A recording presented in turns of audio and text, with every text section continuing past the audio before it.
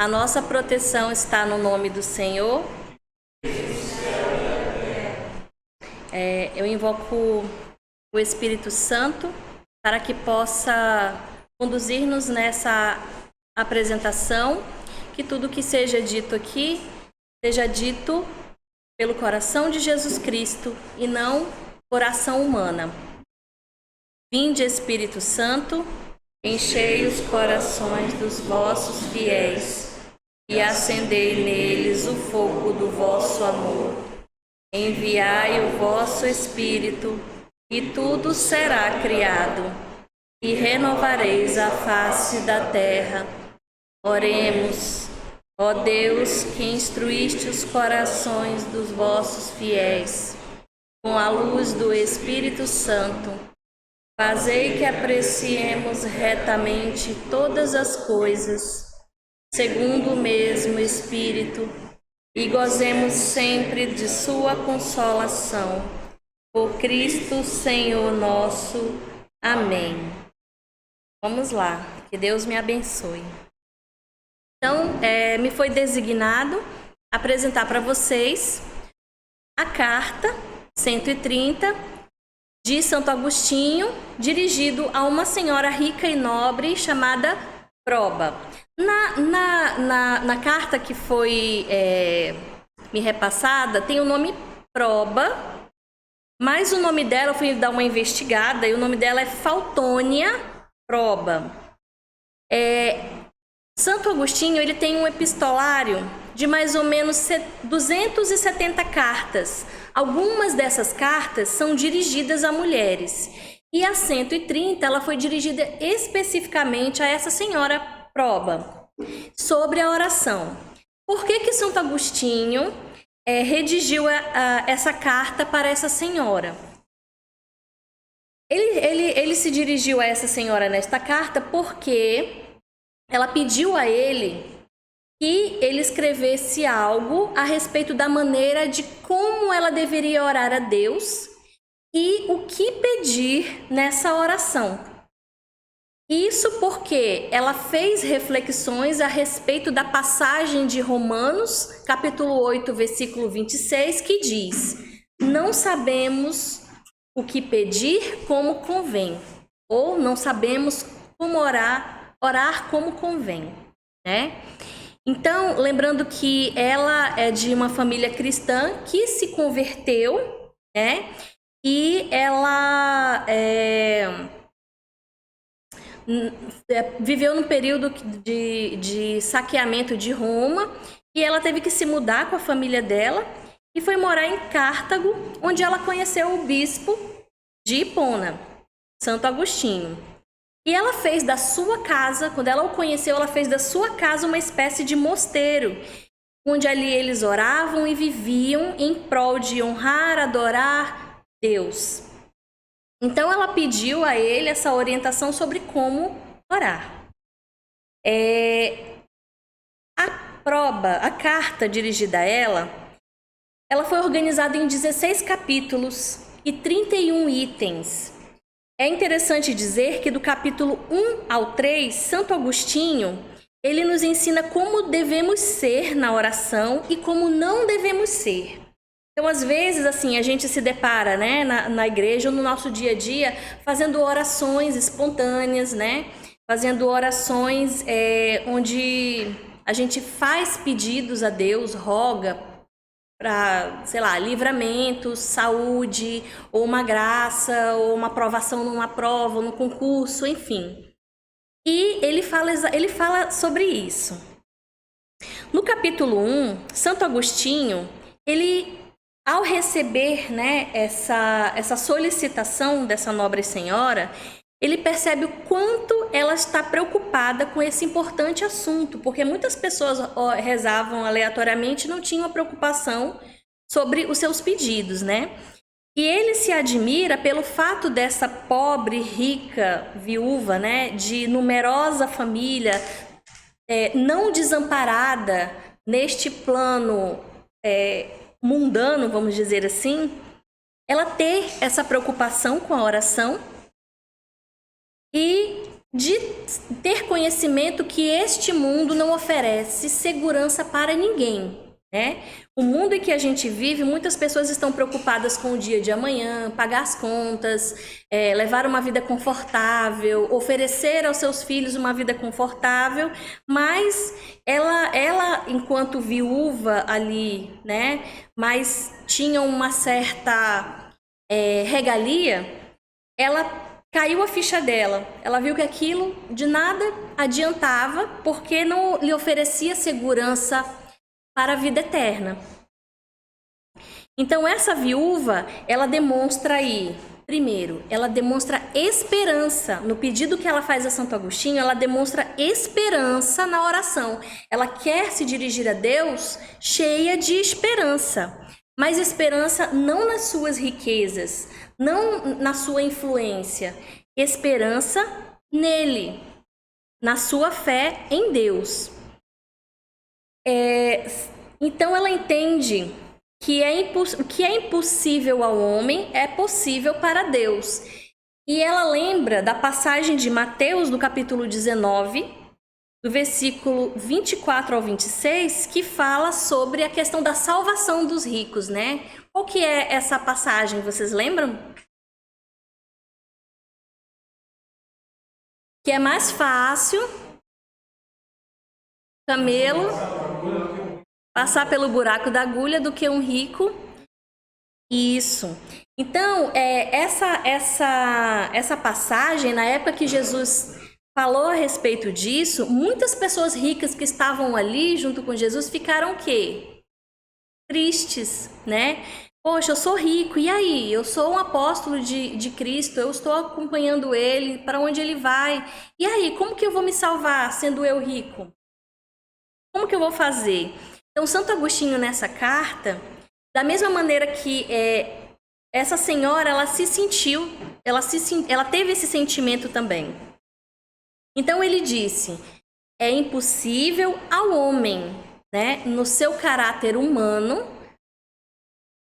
ter a salvação, né, de Deus, mas a Deus não é impossível, se esse rico está realmente disposto pela sua salvação e pela salvação do seu próximo. Então, ali ele abre uma porta para aquela senhora que, sendo rica, tinha a esperança também de se salvar. Ele também, nessa carta, ele fala muito sobre a questão da esmola, né? E ele dá a entender que é importante fazer caridade através da esmola e que a mão direita, o que dá a mão direita, a mão esquerda não saiba, né? Então, se eu dou uma esmola, ajudo um irmão, eu não preciso colocar isso, publicizar isso para que as pessoas saibam, olha, eu ajudei fulano, ciclano. Ninguém precisa, ele reitera isso muitas vezes na carta. Ele também, nessa carta, exorta os ricos em 1 Timóteo, capítulo 6, 16 a 19. Ele diz o seguinte, como eu falei, né, do capítulo 1 ao 3, como devemos ser na oração. E ele diz, não sejam orgulhosos, não depositem esperança na riqueza, depositem sua esperança em Deus. Façam o bem, aí reforça a questão da esmola. Se enriqueçam de boas obras. Sejam pródigos, caíram no pecado, voltem sempre para Deus. Saibam partilhar. Busquem acumular tesouros para o futuro, a fim de obterem a verdadeira vida. Eu queria aqui que vocês gravassem essa expressão, verdadeira vida. Se a gente for perguntar, sei lá, for aqui na pizzaria ou ali na rua, no sinal, e perguntar assim, o que é a verdadeira vida para você? O que é a felicidade? Muitos vão dar o seu ponto de vista, mas nesta carta ele deixa claro o que é a verdadeira vida e o que é a verdadeira felicidade. Santo Agostinho, ele aconselha essa viúva a considerar-se uma mulher desolada, apesar de rica, e bem acompanhada dos seus filhos, netos, noras, servos, né? Que ela tinha muitos servos que a atendiam nas atribuições do seu dia a dia. E mesmo ela sendo assim revestida de ajuda no seu dia a dia, que ela tivesse um sentimento de desolação, de desamparo, que ela se dirigisse a Deus com esse sentimento nas suas orações. Ele enfatiza muito isso, né? Ele nos pede isso nessa carta. E pedir consolo apenas no Senhor. Não ficar pedindo consolo, conselho de outras pessoas que às vezes nos aconselham de maneira errada, né? Sem a graça de Deus. Então, ele diz a ela para se consolar apenas no Senhor. E só Ele concederá a ela a verdadeira vida. Ele também reforça que riquezas, honras e outras vaidades que os mortais julgam ser felicidade, né? Que tudo isso não traz segurança e o medo de perder tais coisas acaba sendo maior que o prazer de usufruir essas coisas. E às vezes você fica tão apegado na sua riqueza, com medo de perdê-las, que acaba não usufruindo do prazer de ter essas coisas. Bens materiais não tornam os homens bons. Bens materiais não tornam os homens bons. O que torna os homens bons é o bom uso desses bens.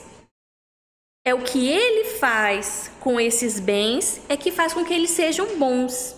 E aqui reforça de novo caridade e esmola.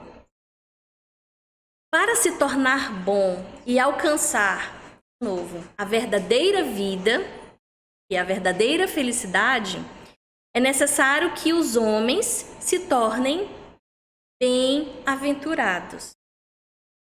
Que eles sejam bem-aventurados, lembram das bem-aventuranças? E que tenham sentimentos de desolação para este mundo. Que tenham incessante oração e um coração limpo, pois os puros de coração verão a Deus. Então ele inicia o capítulo 1 dando essas características, dando sinais sobre como a gente deve ser para poder se apresentar a Deus nas nossas orações diárias, nas nossas incessantes orações. No capítulo 2, ele diz que o homem bem-aventurado, ele não recebe poucos consolos na vida. O homem bem-aventurado é aquele que não é desprovido de tribulações, de problemas, de tristeza. Pelo contrário, Deus, quando ele considera o homem bem-aventurado, ele vai colocá-lo, ele vai deixá-lo rodeado de pessoas que irão o consolar. Se a pobreza aperta, se o luto entristece, se a dor corporal atormenta, se o desterro oprime, a calamidade angustia, vão aparecer outros homens bons que vão se alegrar quando vocês estiverem felizes e vão chorar quando vocês estiverem chorando. Vocês não vão se sentir desamparados. Deus vai providenciar para cada situação vivenciada, seja ela de felicidade ou tristeza, alguém que vai usufruir com você desses momentos. Porque o Espírito Santo, ele age nos homens bons para atender às nossas necessidades e suavizar esses problemas, os nossos pesares, aliviar as nossas cargas e ajudar nas nossas adversidades. Homens perversos, ainda que tenham riquezas materiais em abundância, que tenham saúde corporal, que tenham moradia e pátria segura, eles não inspiram confiança. As pessoas não confiam em homens perversos, mas, pelo contrário, sentem medo, sentem desconfiança. Desses homens se espera o quê? A fraude, a dor, a ira, a discórdia, a vingança e a traição. Existem também homens Ao contrário desses, né, existem homens confiáveis que por suas boas obras e condutas, eles são assim considerados. Mas esses homens, a gente também não deve depositar, que eles nunca vão nos decepcionar. Por quê? Porque eles, em algum momento, eles podem nos entristecer pelos seus maus procedimentos, que isso não o caracterizaria como uma pessoa ruim, um homem ruim, né? Um homem mau.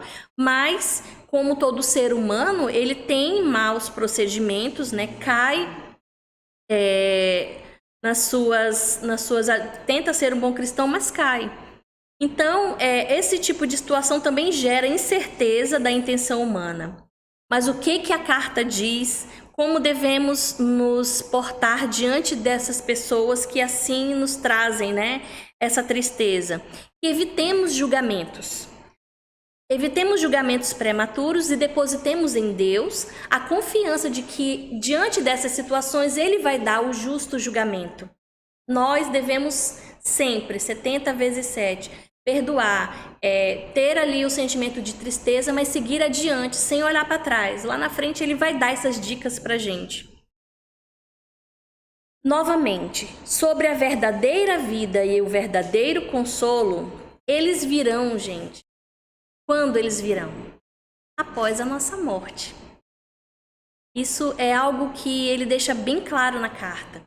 Vocês têm que ter vida de oração, comportamentos adequados de pessoas cristãs, mas sempre na esperança de ganhar a verdadeira vida, o verdadeiro consolo, que é a vida eterna, que é o céu, o paraíso. Então aqui ele fecha, né, dizendo que a gente só vai ter isso após a morte, quando as nossas lágrimas serão enxugadas, quando não existirá mais tentação ou súplicas, apenas o gozo dos bens contemplados, né? Quem já consagrou, né, pelo tratado da verdadeira devoção, sabe dos méritos, né? Então esses méritos virão depois da nossa morte, né? Que lá nosso banco vai estar depositado todas as nossas boas ações. Para ganharmos essa felicidade eterna, é necessário que tenhamos, novamente, o sentimento de desolação e desamparo. E Santo Agostinho, ele aconselha esta viúva a permanecer sozinha. Ela é viúva, ela perdeu o seu esposo, e ele aconselha que ela permaneça assim, sozinha, confiando em Deus, perseverante nas suas orações, nas suas súplicas, conforme em Timóteo, 1 Timóteo 5, capítulo 5, versículo 5. E evite buscar prazer. Eu tô viúva e passa a dor e vai querer aproveitar a vida. Ele diz, não faça isso. Evite a busca do prazer, pois se assim fizer, mesmo viva, já estará morta. Forte, né? E diz ainda que os deleites copiosos só nos garante a felicidade aqui na Terra, só nos garante a felicidade terrena. Ela não vai nos garantir a felicidade eterna, o céu, o paraíso. Por isso devem ser evitados esses deleites copiosos terrenos. A busca da saúde corporal, ela é aconselhável desde que o nosso corpo esteja revestido de imortalidade. O que significa um corpo revestido de imortalidade? Um corpo que busca ser santo, que procura sempre a confissão, arrependimento, procura estar sempre alinhado com a doutrina católica. Isso é se revertir de imortalidade. O melhor bem, segundo Santo Agostinho, é aquele que se distribui pelas mãos dos pobres. Então, mais uma vez, ele fala da caridade, da esmola. No capítulo 4 em diante, então, até aqui, ele diz como devemos ser e como orar. A partir de agora, do capítulo 4 em diante, ele vai nos ensinar o que devemos pedir na oração. Então, será que as nossas orações estão adequadas ao que Deus realmente deseja ouvir? O que a gente imagina quando a gente faz pedidos através das nossas orações? Que Deus, olha Deus, eu tô aqui, sei lá, precisando de dinheiro. Você acha que Deus não sabe? Você está precisando de dinheiro? Ah, Deus, eu estou precisando trocar o meu carro, está fumaçando, vai estourar o motor. Você acha que Deus não sabe disso? Então por que eu preciso orar para Deus, já que Ele conhece todas as coisas? Então, a partir desse capítulo, ele vai explicar isso pra gente. Pessoas boas e pessoas más, elas querem ser felizes, né? Só que apenas as pessoas que são más, elas não têm consciência de que elas são más. Elas vivem uma vida confortável e elas vivem segundo a sua vontade, mas não têm consciência da maldade que habita no seu coração, por melhor que elas aparentam ser. Santo Agostinho diz que não é triste sentir falta de alguma coisa que se deseja muito, pois triste é obter coisas que não nos são convenientes. Então, quantas coisas a gente adquire que não nos são convenientes e que às vezes a gente tem dor de cabeça por conta dessas coisas que a gente adquire, né? Ele diz ainda que mesmo não desejando coisas más, mesmo eu desejando coisas mais, como por exemplo, casar, não casar, ter filho e etc., adquirir uma casa, adquirir uma vida confortável, mesmo não desejando coisas ruins, ainda assim nós estamos longe de uma vida feliz. Nada, a gente pode ter o mundo, ser o maior empresário mais rico, nada disso vai nos preencher, nada disso vai nos proporcionar uma vida feliz. Isso ele disse que ser humano nenhum vai conseguir alcançar isso. Lá em 1 Timóteo, no capítulo 6, nos versículos de 6 a 10, se diz que a raiz de todos os males é o amor ao dinheiro. O amor ao dinheiro nos afasta da fé e nos aflige com vários tormentos. Não deseja nada impróprio aquele que deseja apenas o suficiente e nada mais. Então, Santo Agostinho diz aqui que nós, no desejo do nosso coração, não devemos pedir nada além daquilo que nos é necessário. Segundo ele, existem duas coisas desejáveis por si mesmas. A primeira é a conservação da saúde e a segunda é a conservação da amizade. Ele, nessa carta, ele fala muito do valor da amizade. Ele reitera isso de tempos em tempos na leitura da carta. Ele diz que a conservação da saúde se relaciona com a sanidade e a integridade da alma e do corpo, da junção dos dois. E em relação à conservação da amizade, ele diz que se relaciona ao amor e à caridade a todos, que nós não devemos negar o amor e a caridade a nenhum irmão, mesmo aquele que a gente tem menos afeição, mesmo aquele que a gente não conhece muito bem. E não é lícito, vamos dizer assim, não é lícito negar o amor àquele que te busca, que quer uma atenção, que quer uma conversa. Não é lícito isso. Nós temos que oferecer à pessoa que nos solicita atenção, amor, carinho. A gente tem que atendê-las. Se temos amizades puras e santas, rezemos para conservá-las. Se não temos amizades puras e santas, vamos colocar o joelho no chão e orar para adquiri-las. Isso nos aconselha Santo Agostinho.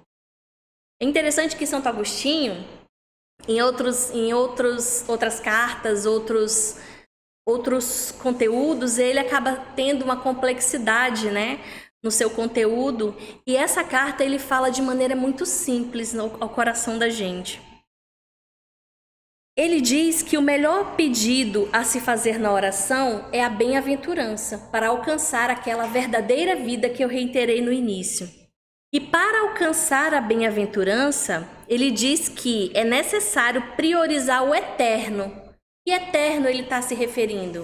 Ele está se referindo ao espírito, ao invés do corpo, que é o temporal. Então, baseado nessa fala de Santo Agostinho, para priorizarmos o espírito ao invés do corpo, me fez lembrar muito da pandemia. Quando muitas pessoas tiveram muito medo de sair de casa, de trabalhar, né? Até hoje a gente vê pessoas usando máscara o tempo inteiro, né? Pessoas que só faltam tomar banho de álcool, né? E isso é muito triste. Quando a gente lê uma carta dessa, né, de Santo Agostinho, falando do zelo que devemos ter com o nosso espírito, mais zelo com o espírito do que com o corpo, a gente acaba, não tem como não pensar no comportamento das pessoas diante da pandemia que a gente viveu, né?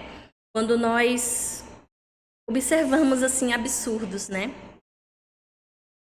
Uma vida feliz, ela só pode ser assim se vivermos com Deus e em Deus. E só o amor a Deus é capaz de fazermos amar a nós mesmos e aos irmãos. E uma vida bem-aventurada é aquela em que consideramos como único bem a vida vivida com Deus. A gente pode estar rodeado de pessoas, rodeado de amigos, mas essa vida não tem nenhum valor se Deus não está presente ali. Se os meus amigos não comungam da mesma fé que eu e me afastam de Deus. Se a minha família não está indo no mesmo caminho de fé que eu estou trilhando.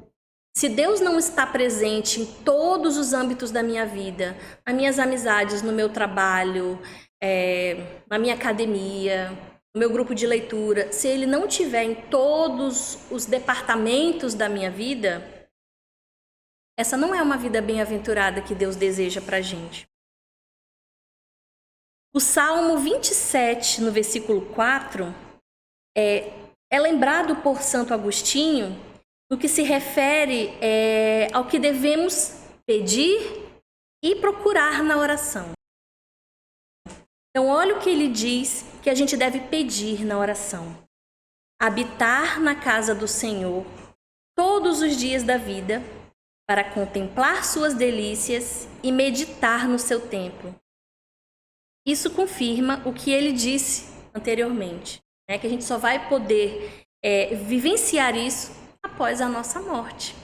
Né? Então, nós devemos pedir na oração, olha uma dica que ele já dá aqui pra gente. Nas nossas orações não podem faltar isso. Senhor, eu quero habitar na sua casa todos os dias da minha vida, para contemplar suas delícias e meditar no seu templo. Eu quero viver eternamente na tua presença. Esse é um pedido que deve existir em todas as nossas orações. Jesus mesmo nos ensinou a orar. Jesus mesmo nos deu sinais de como nós devemos orar. Ele nos deu sinais da oração perfeita, né? E ele nos alerta a não ficar multiplicando as palavras, mas rogar a quem nos conhece o que nos é necessário antes que a gente venha pedir. O Senhor, que é justo e misericordioso juiz, ele vai nos escutar se orarmos sem interrupção. Quando Santo Agostinho fala orar sem interrupção, ele não quer dizer orar sem parar. Ele vai explicar isso, né? Orar sem interrupção, haja vista, nenhum juiz injusto vai resistir à insistência contínua de uma viúva e com bondade nos atenderá aquele que não dorme. Então, assim, lembra daquela passagem que a pessoa recebe um amigo, não tem nada para oferecer, vai na casa do vizinho e bate ali. Eu estou dormindo. E ele vai continuar batendo até que o seu vizinho vá, levante e o atenda, né? Dê os pães para que ele possa alimentar a pessoa que veio lhe visitar. Então, da mesma maneira, ele coloca aqui que Deus, ele é bondoso. Então, ele não vai nos negar aquilo que nós continuamente, ininterruptamente, o pedimos. Porque ele não dorme nunca. Marcelo, eu queria que tu fizesse uma leitura, pode ser? Livro de Lucas. Desculpa, era para eu ter pedido antes. Mas Lucas, capítulo 11. Sim.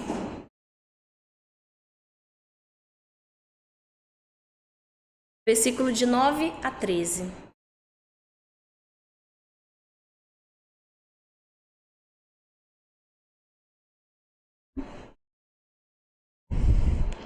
Portanto, eu vos digo: pedi e vos será dado, procurai e encontrareis, batei e a porta vos será aberta.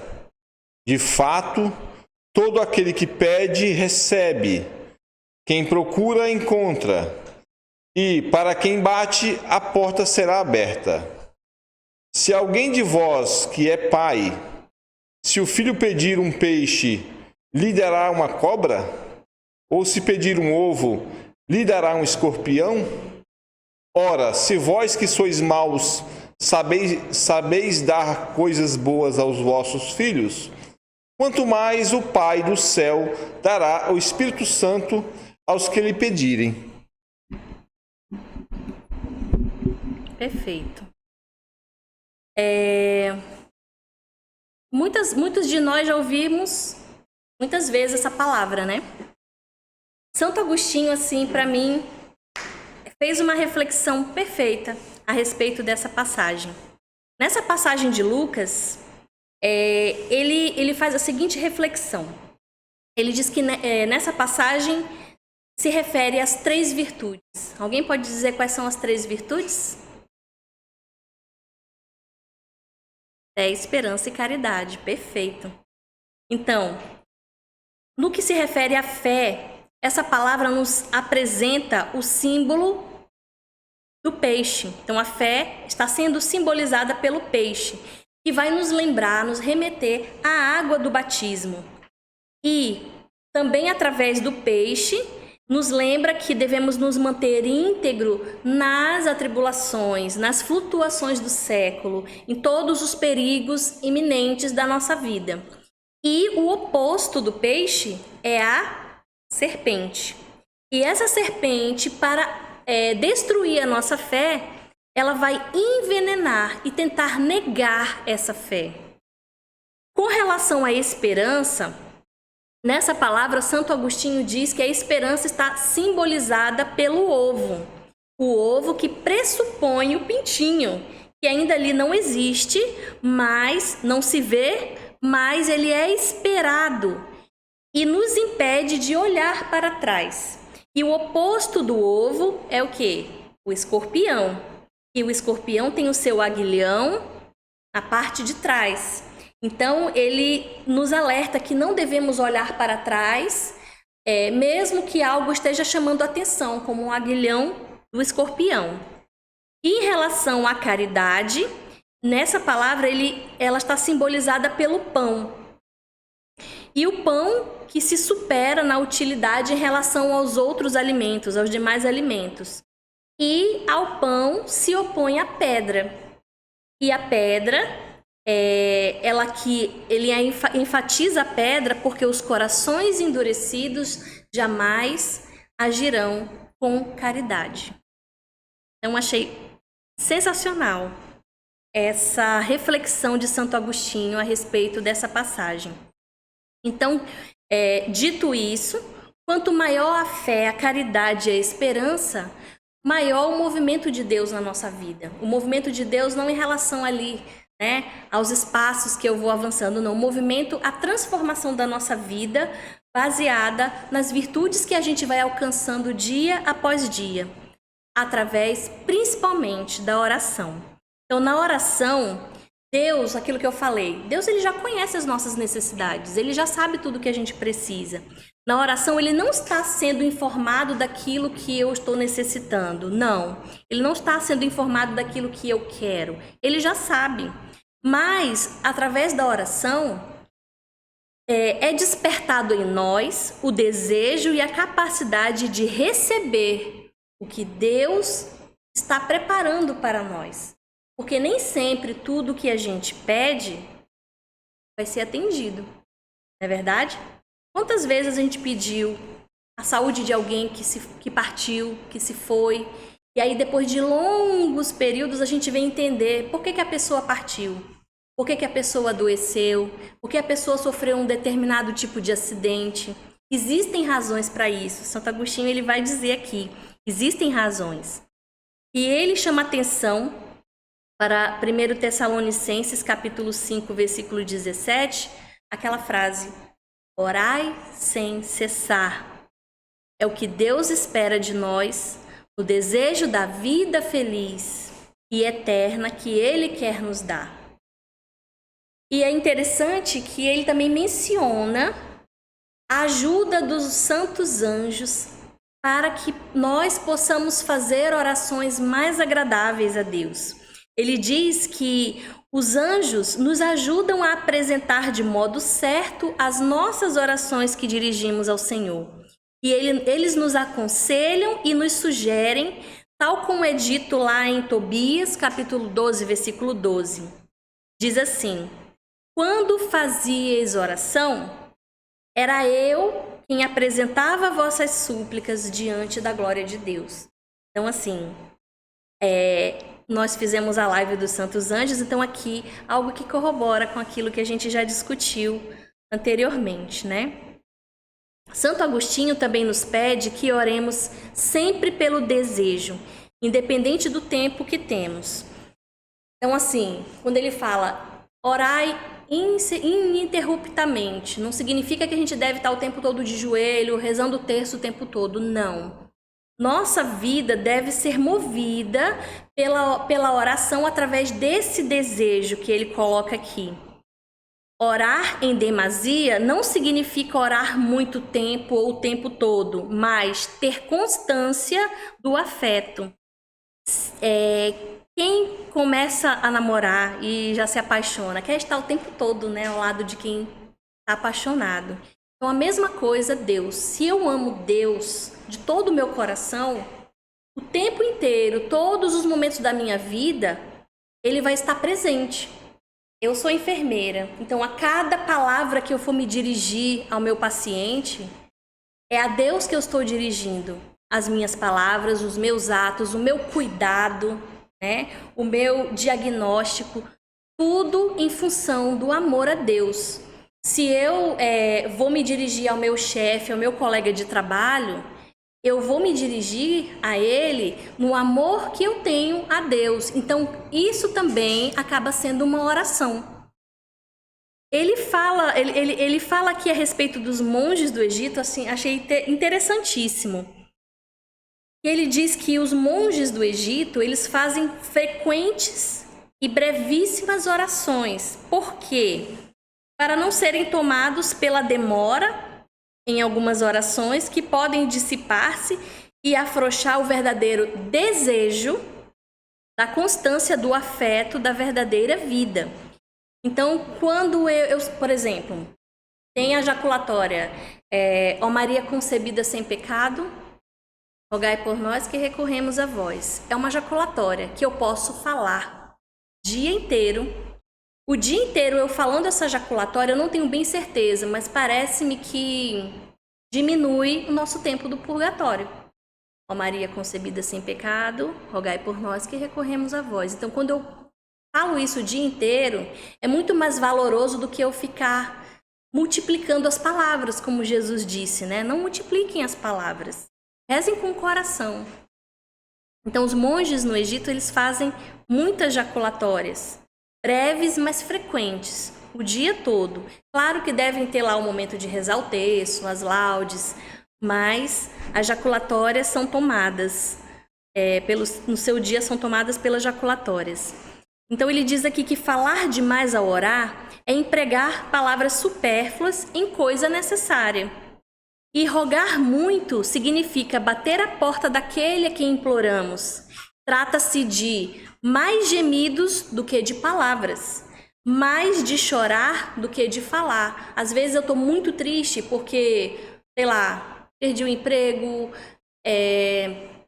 perdi um ente querido, um amigo querido, uma doença. Às vezes chorar e mentalizar o amor de Deus ali nos abraçando é uma oração muito mais valorosa do que eu ficar pedindo e negociando com Deus. Olha, se tu me der a cura, se tu me conceder isso ou aquilo. Então, melhor do que ficar negociando com Deus e fazendo, às vezes, milhares de juramentos, os nossos gemidos, as nossas lágrimas são muito mais agradáveis quando o nosso pensamento e o nosso afeto, nosso desejo voltado a Deus está ali presente. Porque aquele que tudo criou, ele não precisa de palavras humanas. Ele não precisa de nada disso. E quais são as melhores palavras para eu me dirigir a Deus? Então você disse que Santo Agostinho disse como que a gente deve orar. Quais são as melhores palavras para se dirigir a Deus? Então, as melhores palavras para se dirigir a Deus estão contidas numa oração que Jesus nos ensinou. Que oração seria essa? Pai Nosso. A gente teve na catequese, uma aula sobre Pai Nosso. O Pai Nosso é também chamada de oração dominical. É universal e também chamada de oração dominical. Não no sentido de domingo, é o nome do Pai Nosso, oração dominical. E aí ele vai dissecando. O Pai Nosso tem 7 petições, 7 petições. O Catecismo da Igreja Católica nos apresenta o Pai Nosso com 7 petições. E Santo Agostinho, ele vai dissecando aqui e dando os significados de cada uma dessas petições. Ele diz assim: quando eu digo Pai Nosso, eu estou dizendo que Ele é Pai de todos, Pai de todas as nações, não apenas do Brasil, todos. Quando eu digo santificado seja o teu nome, significa que o nome de Deus deve ser considerado. Eu estou pedindo que o nome de Deus seja considerado santo por todos os homens, que ele seja menos injuriado por homens que não acreditam em Deus e em Cristo. E na Virgem Maria e nos santos também, aqui se inclui. Quando eu digo venha o teu reino, Santo Agostinho diz que, querendo ou não, o reino de Deus virá. Mas quando eu falo venha o teu reino, eu demonstro um desejo deste reino em espírito. Como que seria esse reino espiritual? A gente falou na catequese, em nós, na igreja e no céu. Então esse reino tem que estar no meu coração, na minha mente, na igreja, para eu, junto com os meus irmãos, reconhecer que Jesus Cristo é o Senhor e Deus, E no céu também. Quando eu digo faça-se a tua vontade, assim na terra como no céu, eu estou pedindo que nos dê obediência para que seja feita em nós a vontade de Deus, como ela é feita nos céus por seus anjos. Então, que eu me assemelhe aos seus anjos, obediente àquilo que deve ser da tua vontade. Quando se diz o pão nosso de cada dia nos dá hoje, ele quer dizer que eu estou pedindo que no nosso tempo seja dado apenas o que nos basta, o que ele disse lá no início da carta. Porque o que nos basta é o necessário para a nossa felicidade eterna. Porque se eu tenho um pouco mais e não tenho como administrar esse pouco mais que é me dado, isso pode se arriscar de me afastar do paraíso, da verdadeira vida, que ele reforça nessa carta. Quando se diz, perdoa-nos as nossas dívidas, assim como nós perdoamos os nossos devedores, significa que para termos consciência do que pedimos e do que temos, e fazer para merecer obtê-lo. Ou seja, como que eu quero perdão de Deus se eu não perdoo o meu irmão? Perdoar o irmão não significa eu ir lá, me humilhar, não significa isso. Mas orar por eles é uma maneira de perdoar. Então, às vezes não é fácil chegar e pedir perdão. Às vezes a gente pede perdão e ainda assim a pessoa age com indiferença com você. E a partir disso, a maneira de obter esse perdão de Deus, perdoando o meu irmão, é orando por ele também.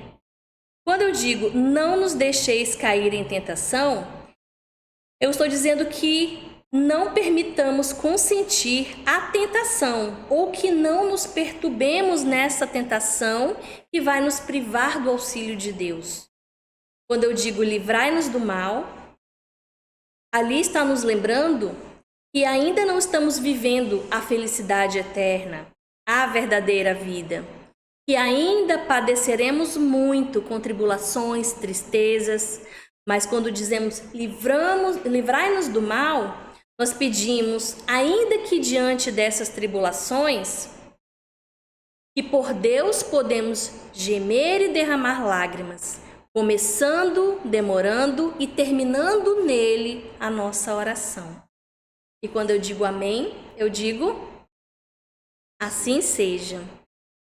Então a oração do Pai Nosso, ela é a oração mais excelente, mais oportuna. Santo Agostinho, a gente teve na aula, a gente já tinha mencionado isso, que no Catecismo da Igreja Católica ele menciona que é a oração mais perfeita. E Santo Agostinho corroborando, ou o Catecismo corroborando com Santo Agostinho, ele diz que é a oração mais excelente e oportuna que existe, pelo fato de que ela foi composta por Jesus Cristo e ensinada por ele, porque ele poderia rezar ela todos os dias, o tempo todo, mas poderia não ensinar pra gente, mas ele, além de compor essa oração, ele nos ensinou. E ele diz aqui algo bem interessante, como que eu devo orar? Então aí o Pai Nosso é uma dica de como a gente deve orar. Todos os dias devemos rezar o Pai Nosso. Quantos de nós rezamos o Pai Nosso todos os dias? E ele fala que todas as outras orações que estão na Bíblia se reduzem ao Pai Nosso. Então ele dá vários exemplos, eu não coloquei todos aqui, eu selecionei alguns. Ele diz assim, que toda oração que não contenha esses fragmentos do Pai Nosso é considerada uma oração carnal, mesmo que ela não seja ilícita. Pois aqueles que oram de modo espiritual, ou seja, fazem uma oração espiritual, são inspirados na oração do Pai Nosso. Então, na Bíblia, todas as orações, especialmente aquelas que estão nos Salmos, o Pai Nosso ali está contido. Então, tem um exemplo aqui. Eclesiástico, capítulo 36, versículo 4, diz assim: "Sê glorificado todos os povos, assim como foste glorificado em nós." Nessa passagem se repete simplesmente: santificado seja o teu nome. E também tem essa outra oração aqui: Deus dos exércitos, converte-nos e mostra a tua face, e seremos salvos. Então nessa oração se repete: venha o teu reino. E sobre os pedidos inconvenientes, existem orações inconvenientes para Deus? Sim. Há aquelas pessoas que pedem multiplicação de bens materiais, de riquezas, de poder, de renome, tudo movido pela cobiça, pelo amor ao dinheiro. Então, essas são consideradas orações inconvenientes. Esse tipo de oração a gente deve evitar, porque ela não é agradável a Deus e ela está fora da oração dominical. Qual é a oração dominical mesmo? Isso. Então, esse tipo de oração não se encaixa ao Pai Nosso. Então, esse tipo de oração devemos evitar. Já ouviram alguma vez algum líder religioso falar assim: ore para Deus te dar um carro, uma casa? Já ouviram, né? Pois é, esse tipo de... Vou desafiar que você, na sua oração, sei lá. Então, esse tipo de oração deve ser evitada, gente, porque nela não está o Espírito de Deus. Não está a oração dominical, que é o Pai Nosso. E a pessoa devia se envergonhar, né, de fazer esse tipo de pedido. Bom, agora que todos nós já sabemos como e o que rezar, então, peçamos a Deus a vida feliz, ou a verdadeira vida, já que ir atrás de muitas coisas, de fazer vários pedidos, não faz sentido para Deus. Não é o que Deus quer da gente. Lá no Salmo 144, versículo 15, diz: feliz a nação cujo Deus é o Senhor. É o que está na Escritura e que sinaliza que devemos viver com Ele eternamente. Eternamente. Então, fé, esperança e caridade são as virtudes que levam o orante a Deus. Não existe outro caminho fora dessas três virtudes. Então, sendo alguém que crê, espera, deseja e presta atenção ao que pede ao Senhor na oração dominical, isso sim agrada muito a Deus. Outros pontos importantes que Santo Agostinho considera: jejuns, mortificação da concupiscência, esmolas ajudam muito na oração. Quando você, além da oração, também pratica esses outros atos, essas outras práticas, redundante. Pois como posso buscar a Deus com as mãos, já que Ele é impalpável e incorpóreo, se não o procuramos através das obras? Então ele fala muito, né, da caridade e da esmola, que é a maneira de tocar Deus, de buscar Deus, ver Deus, através da caridade e da esmola. Então, aquela consideração lá do início da apresentação, como orar como convém? O que seria orar como convém? A pergunta da viúva Proba a respeito da oração. O que seria isso? Será que o apóstolo que escreveu orar como convém, será que o apóstolo que escreveu, ele ignorava a oração dominical? Por que ele disse isso? Será que ele em algum momento ignorou? Santo Agostinho, ele é muito profundo. Ele explica que o apóstolo ele também não foi privado da ignorância, de não compreender que as tribulações e moléstias temporais, as quais a gente pede que Deus nos afaste, são as que curam as chagas da nossa soberba. Ou seja, o apóstolo também teve essa queda, vamos dizer assim, ele vacilou ali na oração, né?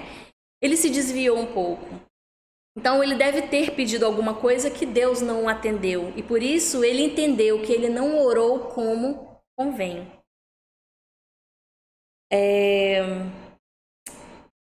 E também fala da importância de exercitar a nossa paciência. A gente pede às vezes coisas para Deus. Quantos de nós já vimos pessoas, eu peço para Deus, ele não me atende, fica se lamuriando.